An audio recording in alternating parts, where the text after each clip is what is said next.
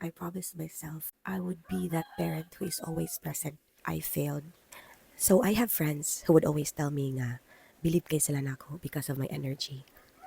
Because aside of my VA work, I also have side hustles like running a business and then napay kids to take care of and napay activities on weekends. And honestly, ma-flatter ko.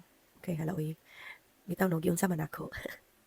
But I cannot also help but reflect on that because I know in myself that there were sacrifices po that came with it. Dili gid siya dali.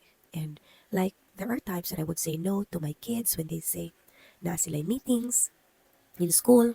I'd say no kay I have to go somewhere to take care of something. And there are also times nga the store, mga work na ko sa store, mapending because I have some deadlines to catch up with my VA work. So yeah, because in reality, no matter how we manage our time, it will come to a point nga magdungan gyud tanan with all the things that we do. Usahay gani, mabitbit pa nato atong work sa laag, di ba? Kay kada laging we want things to be done at the same time, which is dili gyud na siya possible all the time.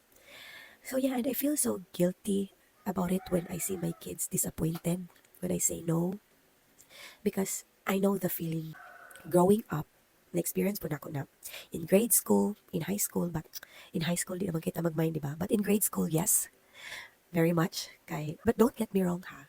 My parents are supportive. My mama is very supportive about the things that we want to do in school, mga extracurricular activities that we want to join mo na gina siya, go lang gina siya. So, nara na siya behind the scenes mo support. But there are times lang, Jod, like family day, nga we want our parents to be there but they can't because work had to come first.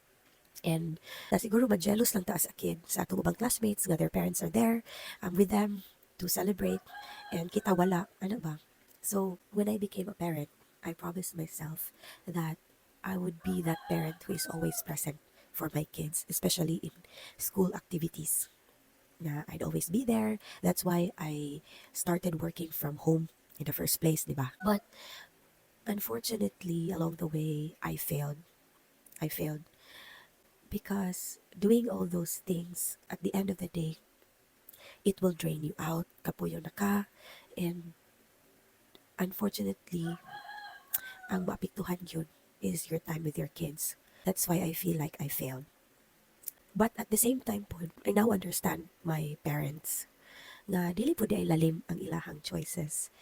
It doesn't mean that they didn't care, but they had to weigh things while carrying responsibilities, and they just thought what's best at the time. Like, mo na akong na-feel right now every time I would say no. And I think what matters right now is siguro ang awareness. Nga aware ko sa akong mga na-miss, sa akong mga kulang as a mother, as a parent.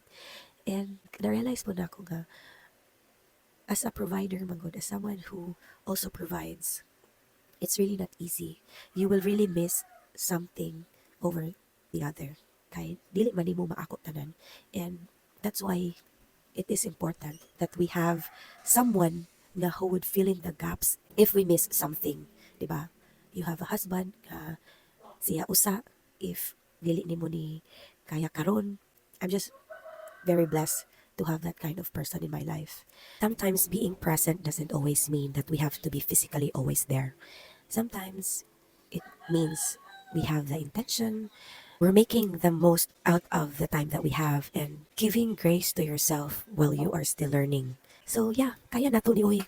Nahinay ra gud, one step at a time. Motherhood or parenthood is never perfect. And if you're someone like me na struggling or juggling things, trying and still learning, I think we're doing just fine.